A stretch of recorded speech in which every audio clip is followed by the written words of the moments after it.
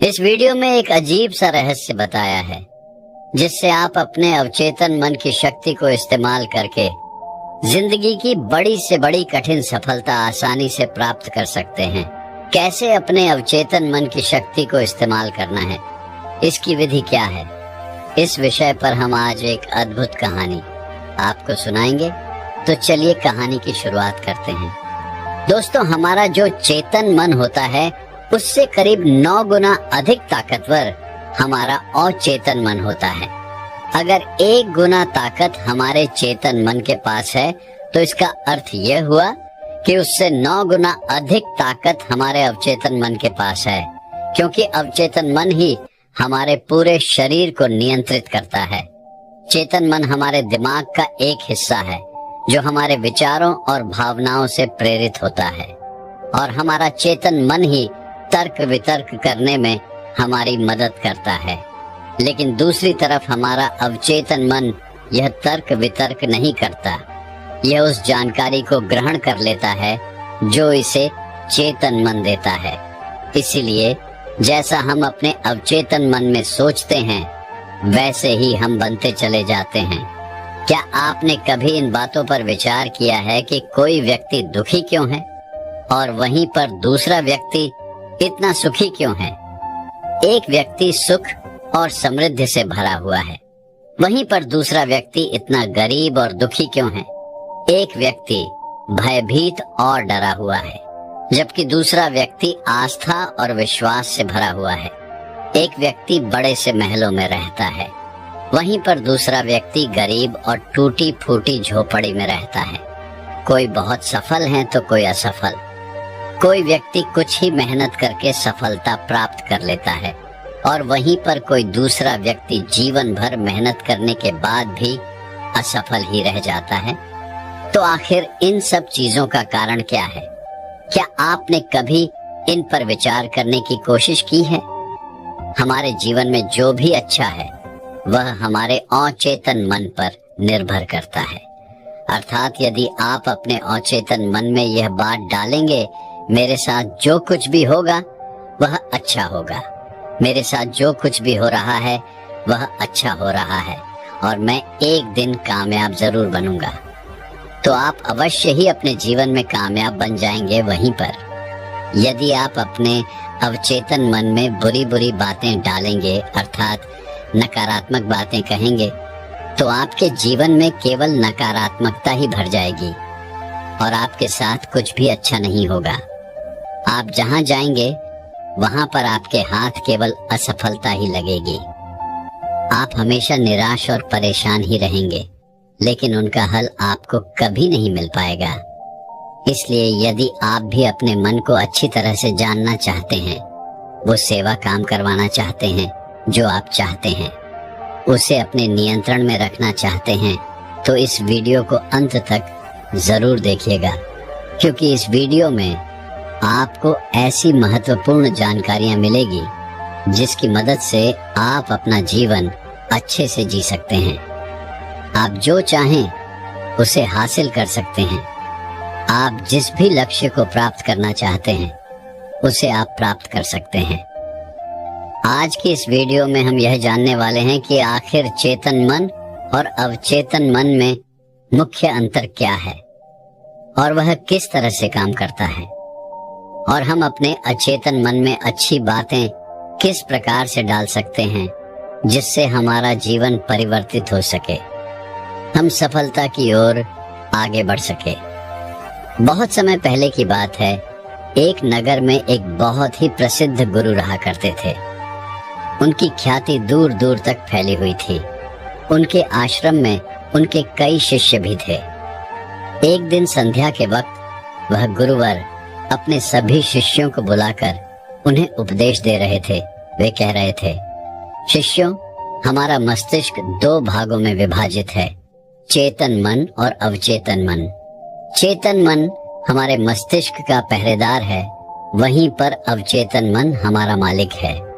उन गुरु की आवाज सुनकर एक शिष्य खड़ा हुआ और वह उन गुरु से कहता है गुरुदेव, आप क्या कहना चाहते हैं? आप कहीं ये तो नहीं कह रहे कि हमारे भीतर कोई और है जो हमें चला रहा है, जो हमारी सारी क्रियाओं पर नजर रखे हुए हैं। इस पर गुरुवर उस शिष्य को मुस्कुराते हुए कहते हैं, भंते, मैं तुम्हें एक छोटी सी कहानी सुनाता हूँ।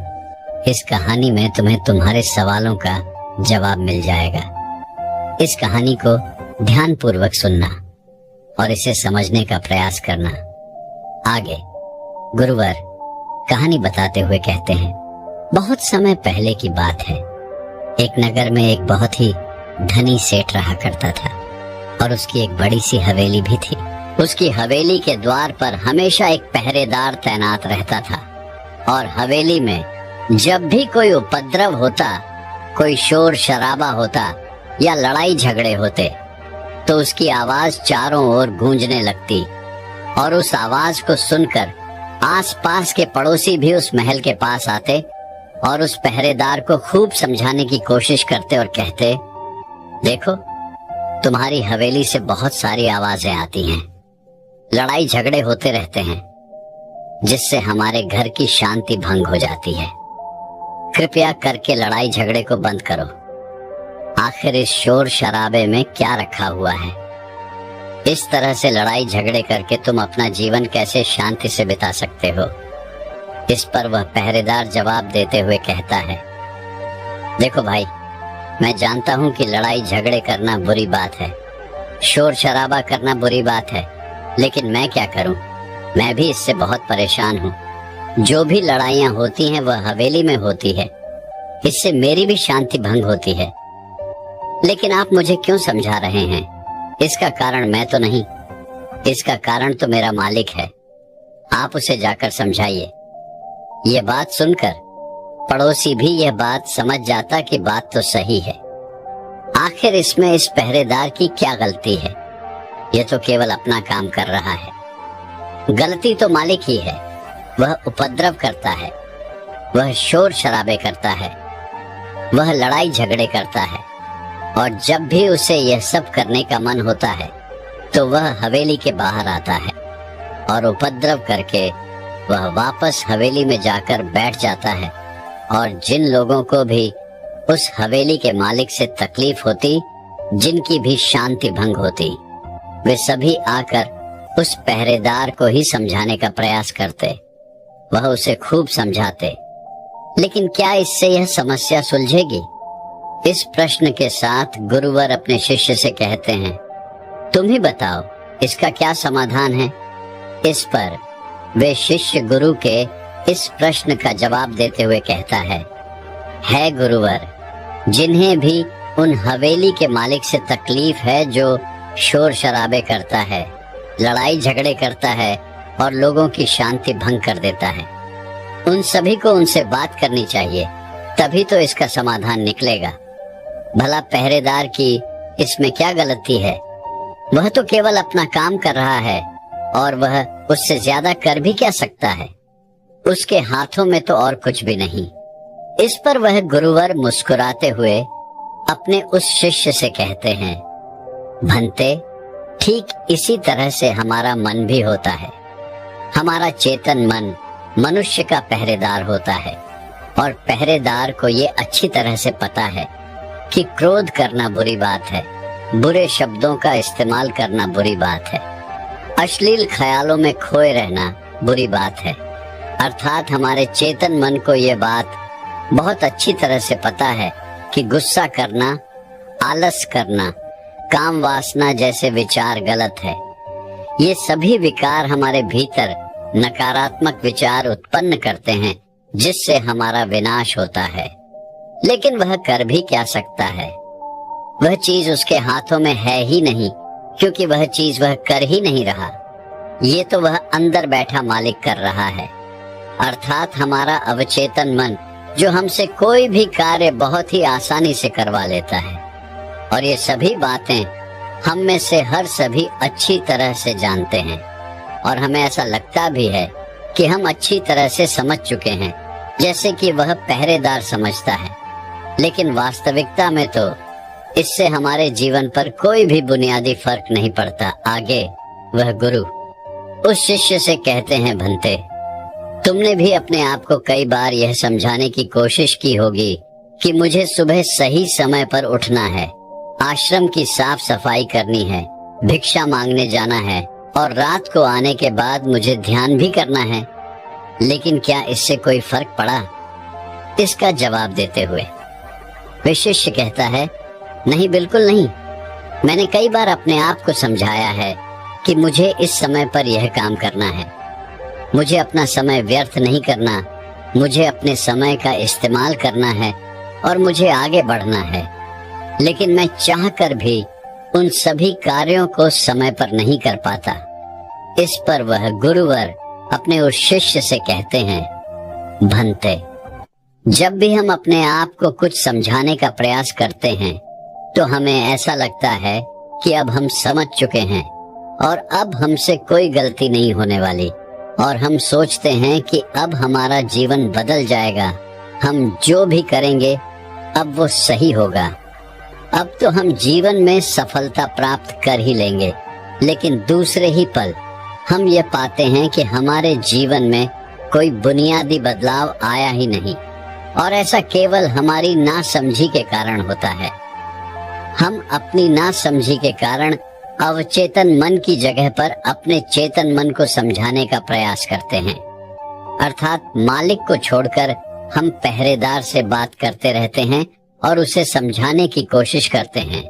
लेकिन तुम यह भूल जाते हो कि आखिर वह पहरेदार कर भी क्या सकता है, वह सब उसके हाथों में है ही नहीं। हमें तो अपने अवचेतन मन को समझाने की आवश्यकता है। हमारी बुद्धि अर्थात वह पहरेदार जो यह समझ जाता है कि क्या सही है और क्या गलत, उसे कब क्या करना है, क्या नहीं करना।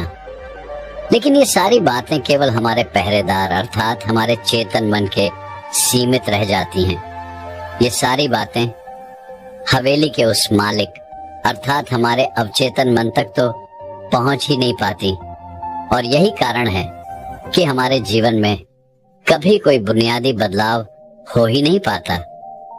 ठीक उसी प्रकार जैसे कि यदि आपसे कोई कहता है कि पौधे में पानी डालोगे तो वह पौधा एक दिन बड़ा होगा और फिर उसमें फल आएंगे, फल लगेंगे, और आप उस बात को मान लेते हैं और उस पौधे में पानी भी डालते हैं। लेकिन आप पौधे की पत्तियों पर पानी डालते हैं और सोचते हैं कि इसमें फल फूल आएंगे। लेकिन जरा एक बार के लिए यह सोचिए, अगर पत्तियों में पानी डालोगे तो उसमें फूल और फल कैसे आएंगे? हमें तो उस पौधे की जड़ में पानी डालने की आवश्यकता है, लेकिन हम में से अधिकांश लोग केवल पत्तियों पर ही पानी छिड़क कर अपने आप को बहुत भाग्यशाली समझने लगते हैं। लेकिन वे यह भूल जाते हैं कि जो पानी वह पत्तियों पर छिड़क रहे हैं वह पानी पेड़ की गहराइयों में तो जा ही नहीं पा रहा। तो ऐसे में उस पौधे पर फल और फूल कैसे लगेंगी? ठीक इसी प्रकार हम भी अपने मन के साथ ऐसा ही करते हैं, और यही कारण है कि हम अपने जीवन में जो भी चाहते हैं वह हमें नहीं मिल पाता। हम अपने जीवन में फल और फूल चाहते हैं लेकिन वह हमें नहीं मिल पाता। इस पर शिष्य उन गुरुवर से कहता है गुरुवर, तो फिर हमें क्या करना चाहिए? क्या ऐसा कोई उपाय है जिससे हम अपने चेतन मन की सारी बातें अपने अवचेतन मन तक पहुंचा सकें? ऐसी कोई प्रक्रिया है जिसमें हम अपने संदेश को अपने अवचेतन मन तक पहुंचा सके? इस पर वह गुरुवर शिष्य से कहते हैं, भंते, यदि तुमने अपने संदेश को अवचेतन मन तक पहुंचा दिया तब तुम जो चाहोगे वो इच्छा प्राप्त कर सकते हो। तुम जैसा चाहो उस लक्ष्य को प्राप्त कर सकते हो, क्योंकि हमारा अवचेतन मन हमारे चेतन मन से 9 गुना अधिक शक्तिशाली होता है। आपने कभी न कभी यह देखा ही होगा कि एक मनोवैज्ञानिक जब किसी के मन के गुप्त राज को जानने की कोशिश करता है, तब वह मनोवैज्ञानिक जब उसके मन की बात को बाहर निकलवाना चाहता है, उसके अतीत में जो भी घटना घटी है उसमें साफ साफ रूप से प्रवेश करना चाहता है, तो इसके लिए वह हिप्नोटिज्म का उपयोग करते हैं। और आप में से अधिकांश लोगों ने इस प्रक्रिया को देखा ही होगा। इस प्रक्रिया का प्रयोग करके मन की सारी सूचनाएं अपने आप ही बाहर निकलती हैं। इस प्रकार किसी के भी मन को काबू में करके हम उससे जो चाहे वो कार्य करवा सकते हैं। हाँ, अब आपके मन में ये भी प्रश्न उठ रहा होगा कि शायद वो सभी हमारे अवचेतन मन की चाल को समझते हैं, वह इसे अच्छी तरह से जानते हैं कि उसे किस तरह से अपने काबू में किया जाता है। तो इसका जवाब बड़ा ही सीधा और सरल है, और इसका जवाब है हाँ, क्योंकि उन्होंने इसके ऊपर कई बार प्रयोग किया होता है और वह इसमें इतने निपुण हो जाते हैं कि वह किसी भी दूसरे मन पर अपना काबू कर सकते हैं। और अगर आप भी अपने अवचेतन मन की बात को समझते हैं, अपने मन की चाल को समझते हैं, तो आप भी अपने ही नहीं बल्कि किसी दूसरे के मन को भी वश में कर सकते हैं। आगे गुरुवर अपने उस शिष्य से कहते हैं, भंते, अपने अचेतन मन तक संदेश पहुंचाने के लिए आपको अपने चेतन मन को शांत करना होगा, उसे सुलाना होगा।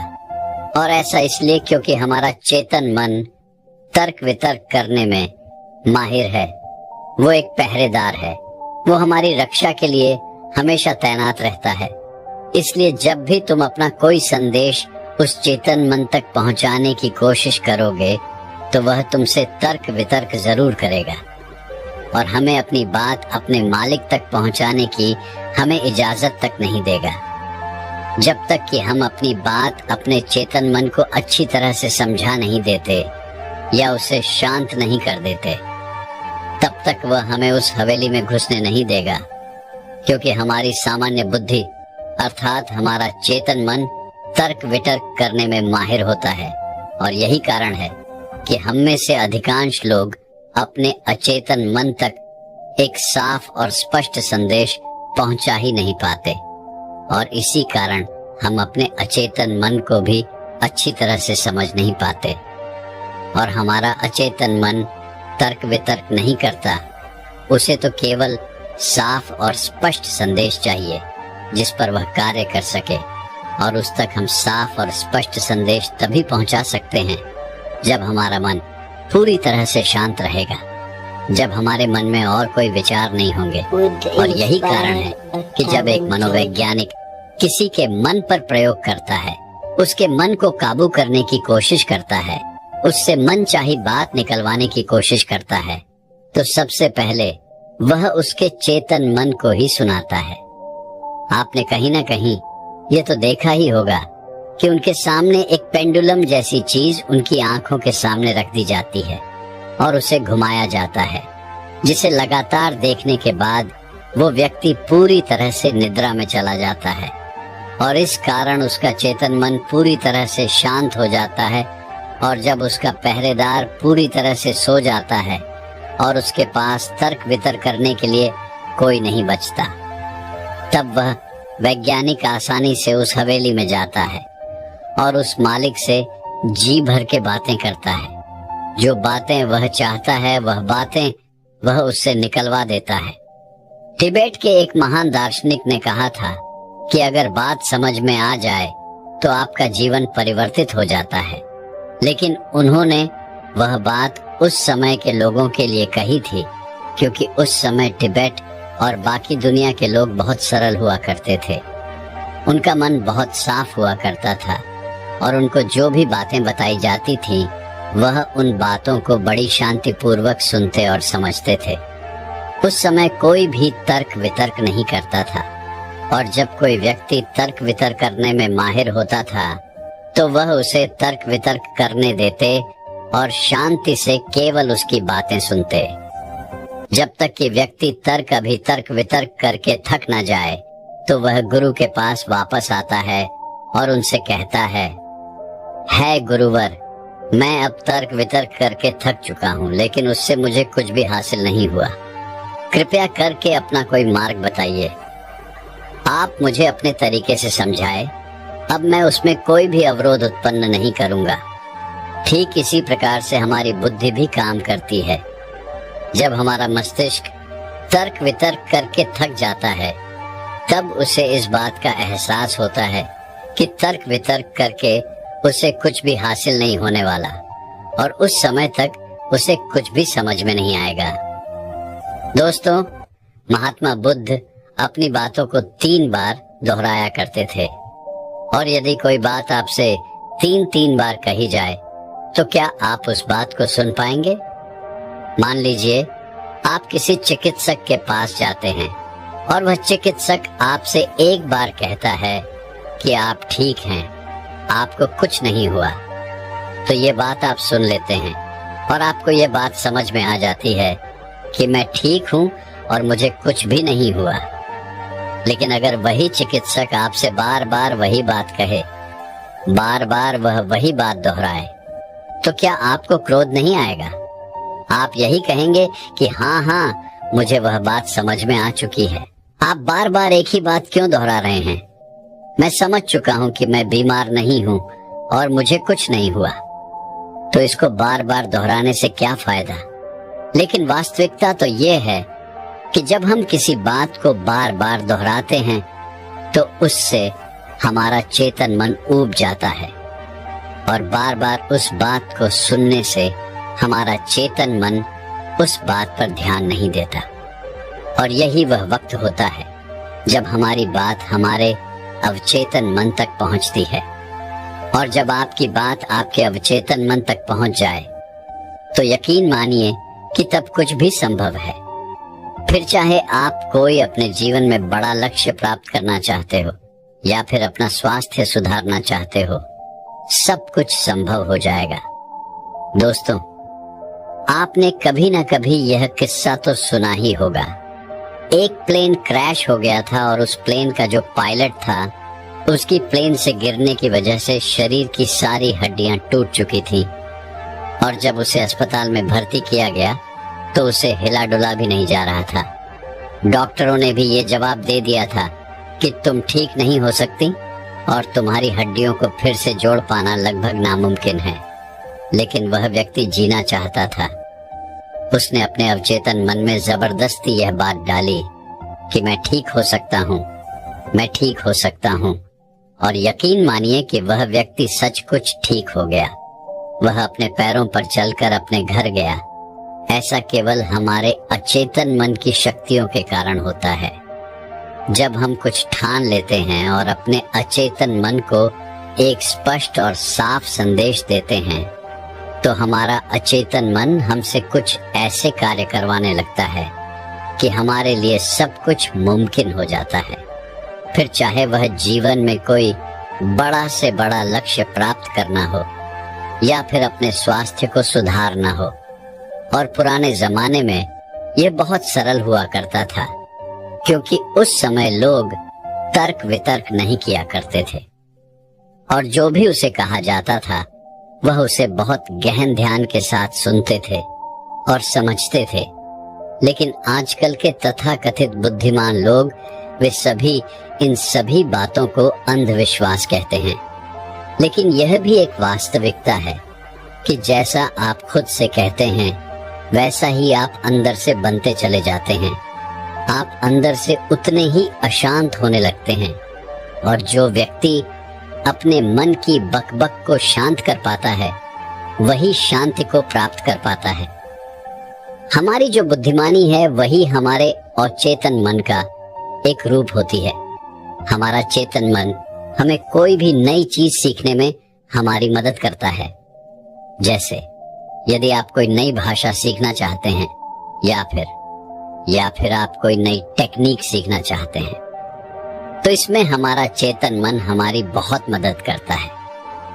लेकिन जब बात आती है भावनाओं की, अर्थात क्रोध, कामना, आलस इत्यादि, जो कि हमारे अचेतन मन का हिस्सा होते हैं, उन्हें हमें सीखना नहीं पड़ता, वह तो हमारे अंदर पहले से ही मौजूद है। क्या आपने कभी एक पल के लिए यह सोचा है कि क्या आपने कभी ग्रोथ सीखा है? क्या आपने कभी काम वासना सीखी है? क्या आपने कभी आलस सीखा है? यदि आपको बचपन से ही किसी ऐसी जगह पर रखा जाए जहां पर कोई भी व्यक्ति ना हो, कोई भी इंसान ना हो, तब भी आपके भीतर ये सारे गुण आ ही जाएंगे, क्योंकि इसमें तो सिर्फ और सिर्फ हमारे अचेतन मन का ही काम है।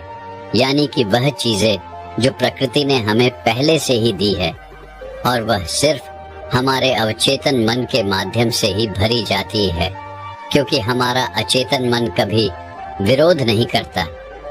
क्या आपने कभी इस बात पर भी गौर किया है कि जो इस दुनिया में बाहरी चीजें हैं उसे आप सीख सकते हैं, लेकिन जहां बात आती है हमारे भीतर की, अर्थात ग्रोथ को ना करने वाली सीख की, तो आप उस सीख को नहीं सीख पाते।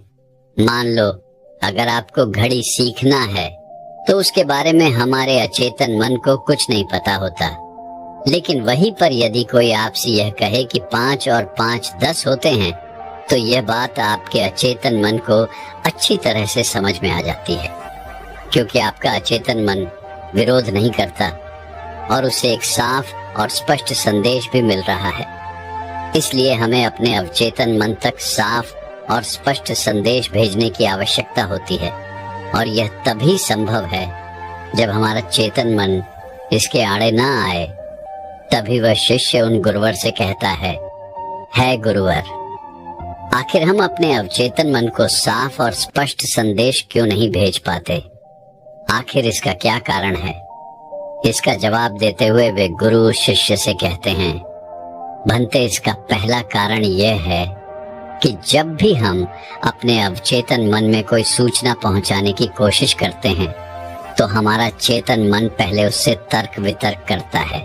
वह यह सोचता है कि इस जानकारी से हमें लाभ होगा या हानि, और जब तक हम अपनी सूचना को सही और साफ स्वस्थ तौर पर अपने अवचेतन मन तक नहीं पहुंचा पाते, तब तक वो हमारे लिए काम नहीं कर सकती है। मान लीजिए कि आप ईश्वर के सामने हाथ जोड़कर खड़े हैं और उनसे प्रार्थना कर रहे हैं कि है ईश्वर, मुझे एक अच्छी नौकरी मिल जाए, मैं अच्छी तरह से कामयाब हो जाऊं। इस दौरान हमारा चेतन मन ये सोचता है कि आखिर मुझे नौकरी मिल जाएगी और मैं कामयाब हो जाऊंगा, तो उसके बाद मैं क्या करूंगा? मैं ऐसा घर खरीदूंगा, ऐसी गाड़ी खरीदूंगा, अपने परिवार के लिए यह करूंगा, वो करूंगा, अपना खुद का व्यापार शुरू करूंगा। ऐसे कई प्रकार के विचार हमारे चेतन मन में उठने लगते हैं, और इसी कारण हम अपने औचित्य मन तक साफ और स्पष्ट संदेश भेज नहीं पाते। और इसीलिए कहा जाता है कि ध्यान हमारे मन को शांत कर देता है, और शांतपन में जो भी बातें डाली जाती हैं वो सीधे हमारे अवचेतन मन तक पहुंचती हैं, जिससे हम सब कुछ हासिल कर सकते हैं। जो भी अपने जीवन में हासिल करना चाहते हैं वह सब कुछ हमें बहुत आसानी से मिल जाता है। यदि आप भी अपने जीवन में बुनियादी रूप से परिवर्तन चाहते हैं, जीवन में कुछ बदलाव चाहते हैं और अपने जीवन में किसी लक्ष्य को प्राप्त करना चाहते हैं, तो आपको अपने अवचेतन मन तक साफ और स्पष्ट संदेश भेजना ही होगा। अपने अवचेतन मन को अपने वश में करना ही होगा, और अपने अवचेतन मन को वश में करने के लिए आप यह एक तरीका अपना सकते हैं। अगर आपको कोई चीज पानी है तो आपको उस चीज को मंत्र की तरह मन में दोहराना होगा, और ऐसा आपको करीब 28 दिन तक करना होगा। और यदि इस दौरान आपसे कोई यह कहे कि इससे कोई फर्क नहीं पड़ने वाला, यह सब बेकार की बातें हैं, तो उनकी बातों पर यकीन मत कीजिएगा, क्योंकि यदि आप कोई बात मंत्र की तरह दोहराते हैं तो वह मंत्र अर्थात वो बातें हमारे अवचेतन मन तक पहुंच जाती हैं। और एक बार यदि आपकी बात आपके अवचेतन मन तक पहुंच गई तो हम दुनिया की कोई भी चीज पा सकते हैं। हम किसी भी बड़े से बड़े लक्ष्य को हासिल कर सकते हैं, और उसके लिए आपको बस इतना ही करना है। जब भी आप रात को सोने जाएं, तो बिस्तर पर लेटने के बाद नींद आने से ठीक पहले आपको करीब 10 से 15 बार अपने मन में उस मंत्र को दोहराना है जो भी आप चाहते हैं, और ऐसा करते हुए आपको नींद में चले जाना है, क्योंकि हमारा अचेतन मन कभी नहीं सोता। वो 24 घंटे 365 दिन आपके लिए लगातार काम करता रहता है, जबकि रात को सोते समय हमारा चेतन मन पूरी तरह से शांत होता है और वह सो जाता है। और यही वह समय है जब हमारा अवचेतन मन पूरी तरह से जागृत होता है ये सबसे ज्यादा शक्तिशाली होता है। रात को सोते वक्त जो भी बातें आप अपने मन में डालते हैं, आप वैसे ही बनते चले जाते हैं। कभी आपने इस बात पर गौर किया है कि जब भी आप रात को सोते वक्त कोई नकारात्मक बात या नकारात्मक जानकारी लेते हैं, तो सुबह उठते ही आपको नकारात्मक विचार आते हैं, और वहीं पर यदि आप रात को सोते वक्त सकारात्मक जानकारी या सकारात्मक बातें करते हैं, तो अगले दिन सुबह आप बहुत ज्यादा ताकतवर महसूस करते हैं। आपका दिन पहले से ज्यादा अच्छा लगने लगता है, आप अच्छा महसूस कर पाते हैं। इसलिए रात को सोते वक्त कभी भी अपने आप से नकारात्मक बातें ना करें। हो सके तो हमेशा अपने आप से सकारात्मक बातें करें, या फिर आप चाहें तो इस प्रयोग को भी अपना सकते हैं और अपने जीवन में जो कुछ भी चाहे आप उसे पा सकते हैं, क्योंकि एक बार यदि आपका लक्ष्य आपके अवचेतन मन तक पहुंच गया तो उसे पाना बहुत आसान हो जाएगा। फिर वह चाहे कितना भी बड़ा क्यों ना हो, वह चाहे कितना भी कठिन क्यों ना हो, आप उसे हासिल कर ही लेंगे, आप उसमें कामयाबी पा ही लेंगे। इतना कहकर वह गुरुवर शांत हो गए और वह शिष्य भी यह समझ चुका था कि आखिर हमारे चेतन मन और अवचेतन मन में क्या अंतर होता है और किस प्रकार हम अपने लक्ष्य को प्राप्त कर सकते हैं। तो दर्शकों, चलिए अब सफलता पाने के ऊपर अगली रोचक कहानी की शुरुआत करते हैं। दोस्तों, जब हम यह सोचते हैं कि जो हुआ वह अच्छा नहीं हुआ, ऐसा नहीं होना चाहिए था, यदि मैं कोई तरकीब या कोई उपाय अपना लेता तो ऐसा नहीं होता, यदि मैंने किसी से सलाह ही ले ली होती या फिर खुद की सूझबूझ का इस्तेमाल किया होता, तो आज मुझे यह परेशानियां नहीं उठानी पड़ती, मैं आज इस तरह से तकलीफों में नहीं रहता। इस प्रकार हम खुद को कोसने लगते हैं, खुद को दुखी करने लगते हैं। मैं आपको बता दूं कि इस तरह का पश्चाताप करने से आपको कोई लाभ नहीं होने वाला। आप चाहे कितने भी हाथ पैर मार लें, चाहे आप लाखों कोशिशें कर लें, लेकिन आप अपने अतीत को बदल नहीं सकते, क्योंकि इस तरह के विचार केवल चिंता पैदा करते हैं। लेकिन यही चिंता अर्थात यही पश्चाताप हमारे लिए बहुत लाभदायक भी साबित हो सकता है। अब आप में से कई लोग यह सोच रहे होंगे कि भला जो बीत गया, यदि हम उस पर सोच विचार कर रहे हैं तो ये हमारे लिए कैसे लाभदायक हो सकता है। हम तो पहले ही मुसीबत में हैं, हम तो पहले से ही तकलीफ में हैं, तो ऐसे में ये हमारे लिए कैसे फायदेमंद हो सकता है। दोस्तों, अगर आप उन गलतियों से सीख लेकर खुद को बदलने का प्रयास करें तो आप अपना आने वाला भविष्य खुद ही बदल सकते हैं, उसे संभाल सकते हैं। अगर अतीत की गलतियों से सीख लेकर खुद को बदलने का प्रयास किया जाए तो सही मायने में वही पश्चाताप कम होता है। आज की जो बौद्ध कहानी मैं आपको सुनाने जा रहा हूँ, इस कहानी के माध्यम से मैं आपको कुछ ऐसे तरीके बताने वाला हूँ जिन तरीकों को अपनाकर आप अपने जीवन में इस प्रकार के पश्चाताप से बच सकते हैं। आप अपनी अतीत की गलतियों को भुलाकर आप अपने आप को वे एक नया इंसान बन सकते हैं। जो लोग खुद पर संदेह करते हैं, जो अपने ही विचारों में उलझे रहते हैं, जिन्हें उनकी अतीत की गलतियां परेशान करती रहती हैं, उनके लिए यह एक वरदान साबित हो सकता है। एक समय की बात है, एक नगर में एक युवक रहता था जो अपने कर्मों से बहुत परेशान था। उसने 30 साल कड़ी मेहनत की, लेकिन उसके बाद भी उसे अपने कर्मों का फल नहीं मिला, जिस कारण वह अंदर से बहुत निराश हो चुका था। वह अंदर से पूरी तरह से टूट चुका था, जिस कारण उसने संन्यास ग्रहण कर लिया। उसने सोचा कि मैं अपने संसारी जीवन में तो कुछ न कर सका, लेकिन मैं अपने सन्यासी जीवन में अवश्य कुछ न कुछ प्राप्त करके ही रहूंगा। मैं सत्य की खोज किसी भी कीमत पर करके ही रहूंगा। देखते ही देखते करीब 5 वर्ष बीत गए, लेकिन अब तक उसका अपने मन पर कोई नियंत्रण नहीं था।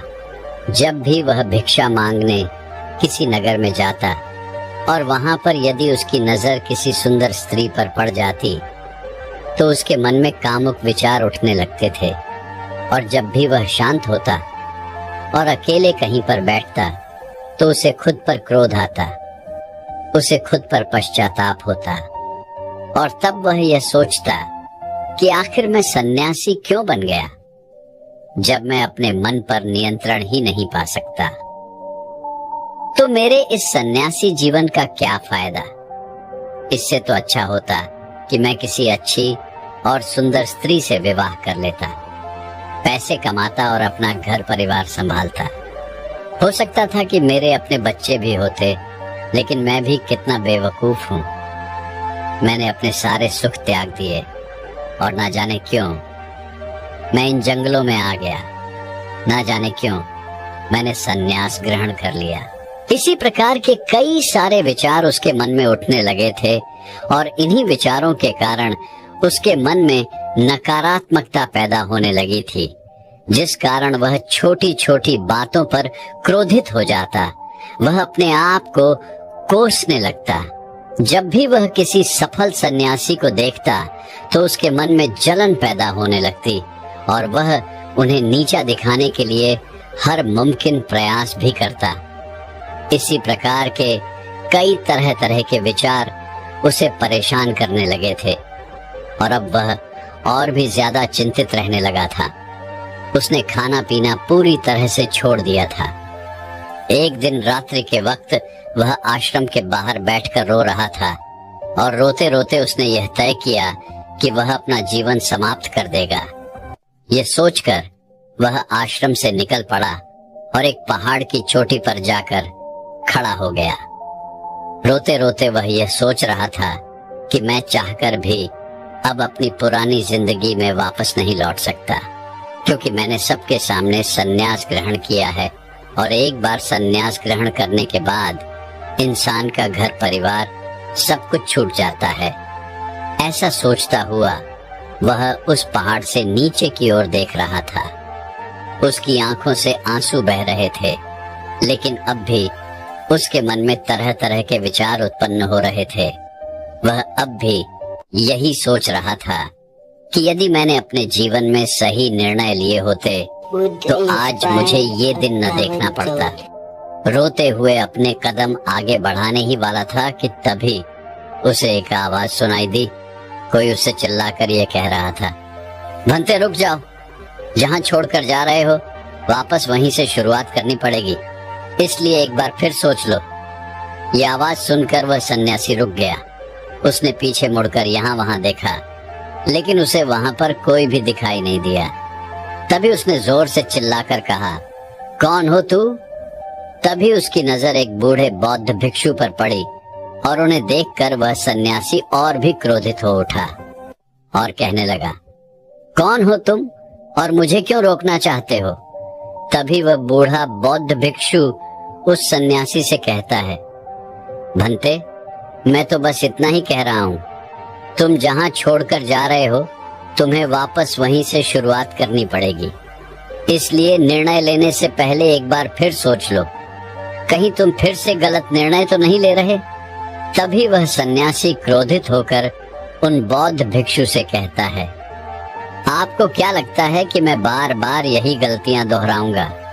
मैं मानता हूं कि मैंने अनजाने में गलतियां की है, और इसका मतलब यह नहीं कि बार बार मैं यही गलतियां दोहराते रहूंगा। मैंने अपनी गलतियों से बहुत बड़ी सीख ली है, लेकिन अब मैं उन गलतियों को ठीक नहीं कर सकता। अब मैं उन्हें बदल नहीं सकता, इसलिए मैंने बहुत सोच समझकर यह फैसला लिया है। उस सन्यासी की यह बात सुनकर वह बूढ़ा बौद्ध भिक्षु जोर जोर से हंसने लगा और उस सन्यासी से कहता है, भंते, अतीत की गलतियां कोई नहीं सुधार सकता, क्योंकि बीता हुआ समय कभी लौटकर नहीं आने वाला।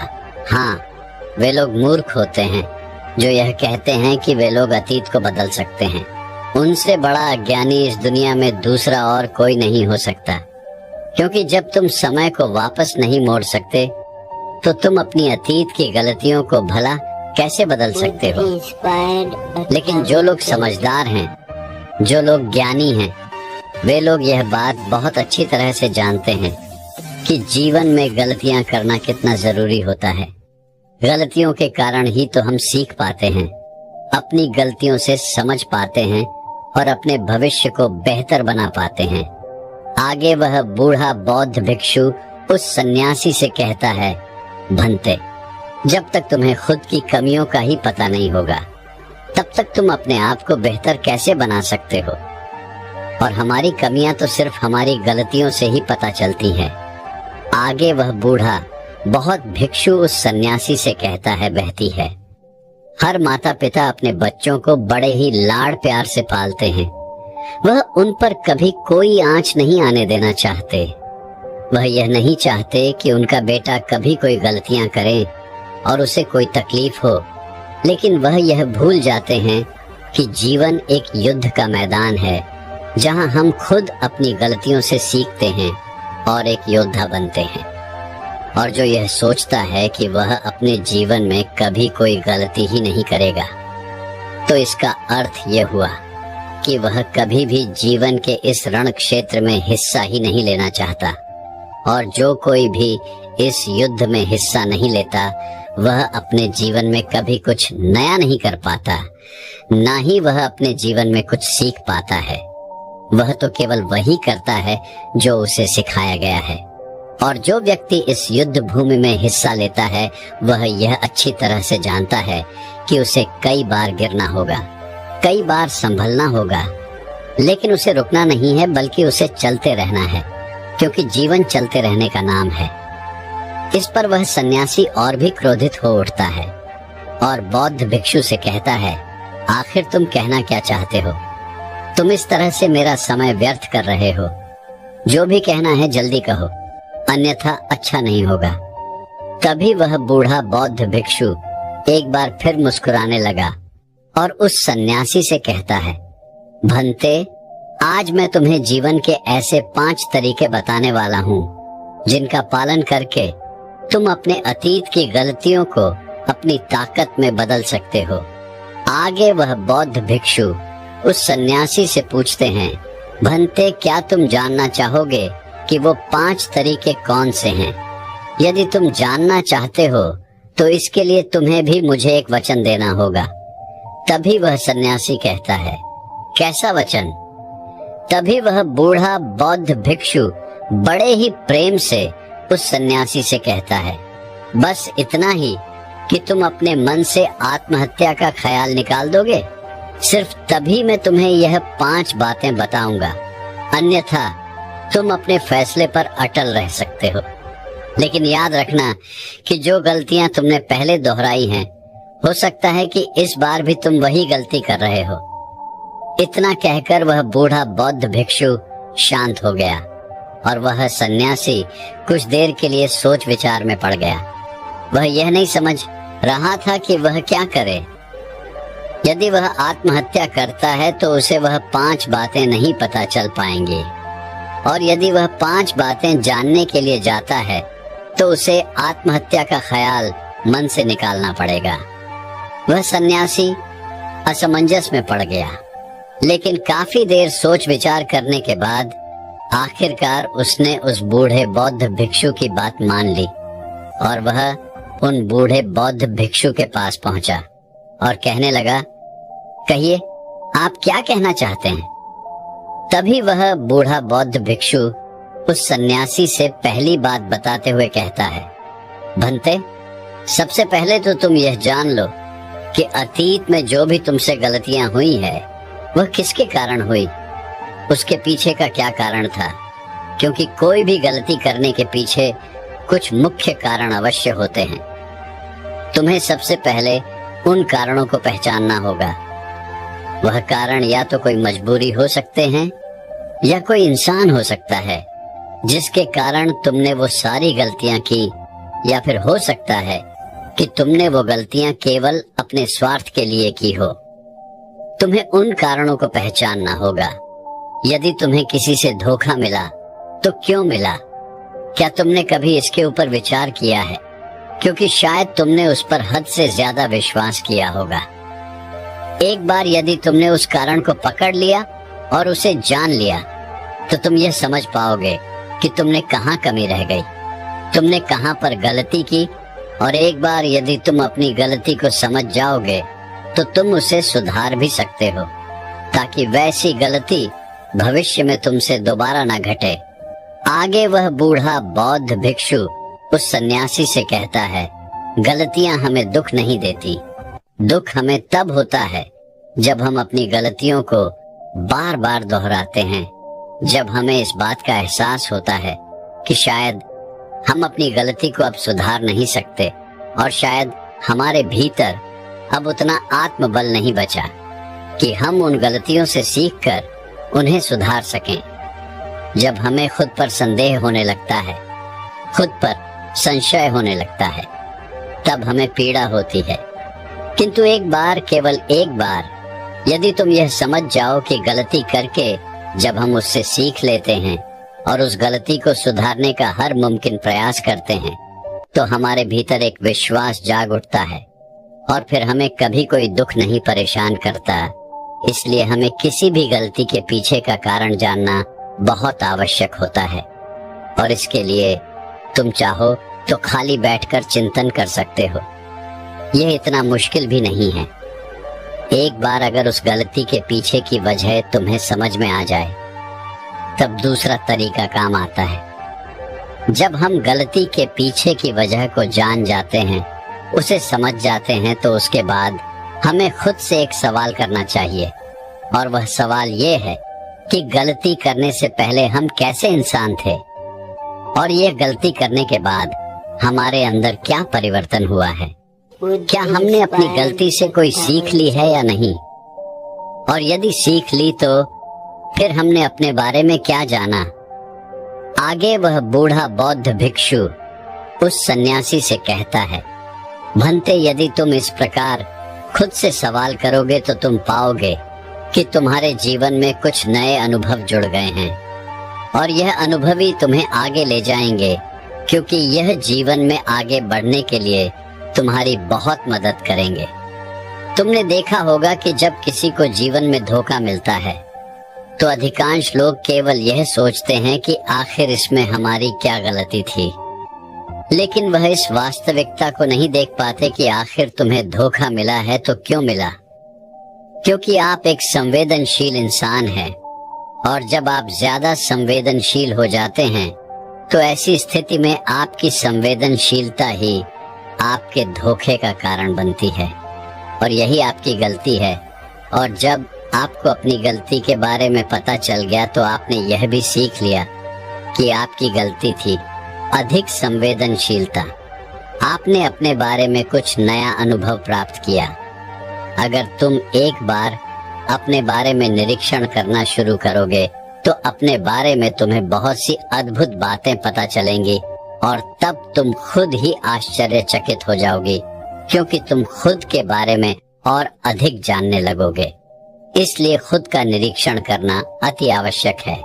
आगे वह बूढ़ा बौद्ध भिक्षु उस सन्यासी से तीसरी आदत बताते हुए कहता है, तीसरे तरीके में हम खुद से संकल्प करते हैं। हम यह दृढ़ संकल्प बना लेते हैं कि हम भविष्य में दोबारा यह गलती नहीं दोहराने वाले। हाँ, हमसे कुछ नई गलतियां आवश्यक होंगी, लेकिन ये गलतियां हम जीवन में कभी नहीं दोहराएंगे। आगे वो बूढ़ा बहुत बिच्छू पोष सन्यासी से कहता है, बनते, इस संसार में 3 प्रकार के लोग होते हैं। एक वो जो दूसरों की गलतियों से सीखते हैं, दूसरे वो जो खुद की गलतियों से सीखते हैं, और तीसरे वो जो गलतियां करते ही रहते हैं लेकिन कभी अपनी गलतियों से सीख नहीं पाते। तुमने भिन्न भिन्न प्रकार की नदियों को तो देखा ही होगा। नदियों का अर्थ तभी निकलता है जब वो अलग अलग जगह से होकर गुजरती है। अगर वही नदी एक जगह पर ठहर जाए तो क्या वह नदी कहलाएगी? इसी प्रकार एक इंसान का जीवन भी नई नई गलतियां करने के लिए बना है। इसलिए एक बार जो तुमने गलती कर दी, उसके लिए दृढ़ संकल्पित हो जाओ कि तुम जीवन में वो गलतियां कभी नहीं दोहराओगे। हाँ, हो सकता है कि तुमसे कोई नई गलतियां हो, लेकिन यदि तुम बार बार वही गलतियां दोहराते हो तो तुम मूर्ख हो। ऐसी अवस्था में तुम में और किसी जानवर में कोई फर्क नहीं रह जाएगा।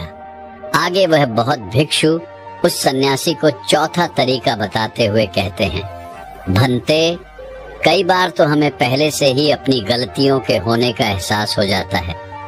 गलतियां होने से पहले ही हमें उसका आभास हो जाता है कि हमसे गलतियां होने वाली हैं। इसलिए अगर गलती होने से पहले आपको एहसास हो रहा है तो आप बहुत खुशकिस्मत है और आप उस गलती को होने से रोक सकते हैं। आपने कभी न कभी इन संकेतों को महसूस किया होगा, क्योंकि यह ब्रह्मांड हमें संकेत देता है। लेकिन फिर भी हम में से अधिकांश लोग इन बातों को नजरअंदाज कर देते हैं, जिसका परिणाम हमें बाद में भविष्य में भोगना पड़ता है। लेकिन जैसे जैसे आप अपने इन अतीत की गलतियों से सीखने लगते हैं तो आपका अनुभव बढ़ने लगता है, जीवन के बारे में समझ पैदा होने लगती है, और जब हमारी समझ बढ़ने लगती है तो गलतियों को होने से रोका भी जा सकता है। इसलिए बुद्धिमानी का इस्तेमाल करें, चिंतन करिए कि आप जो भी काम करने जा रहे हैं आखिर उसका परिणाम क्या हो सकता है। कहीं वह काम कोई गलती तो नहीं कहलाएगा। इसी तरह से एक मनुष्य जीवन के परिपक्वों में बांटा जाता है और इसी से आपका विकास होता है, और हम सभी को इस राह से होकर गुजरना ही पड़ता है, अन्यथा हमारा जीवन वहीं पर ठहर जाएगा। हम कभी भी आगे नहीं बढ़ पाएंगे। यदि आप अपने जीवन में आगे बढ़ना चाहते हैं, किस लक्ष्य को प्राप्त करना चाहते हैं, तो आपको इस कार्य प्रणाली को अपनाना ही होगा, इसे समझना ही होगा। आगे वह बूढ़ा बौद्ध भिक्षु उस सन्यासी को आखिरी आदत बताते हुए कहते हैं, भंते, आखिरी और सबसे महत्वपूर्ण सीख, अगर तुम अपने अनुभव से एक इंसान बन चुके हो तो अब तुम दूसरों के लिए मार्गदर्शन का काम कर सकते हो। तुम दूसरों की राह में दीपक बनकर उन्हें रोशनी दिखा सकते हो, उन्हें उनकी राह पर आगे बढ़ा सकते हो, क्योंकि हम वैसे ही बन जाते हैं जैसा कि हम सोचते हैं। और जब आप खुद को बेहतर बनाने का प्रयास करेंगे तो आप देखते ही देखते बेहतर बनते चले जाएंगे, और ये प्रकृति भी आपका साथ देगी, आपकी सहायता करेगी।